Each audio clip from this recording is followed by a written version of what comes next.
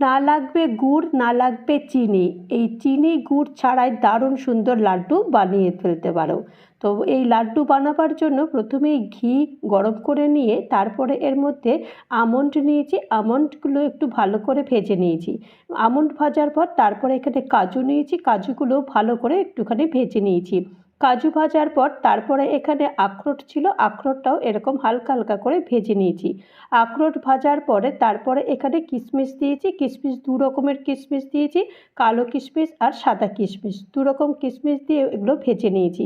এরপরে মেলান সিড দিয়েছি, মেলান সিডটাও ভালো করে ভাজার পরে তারপরে এখানে পোস্ত দিয়েছি, পোস্তটাও বেশ একটু মুচমুচে করে ভেজে নিয়েছি।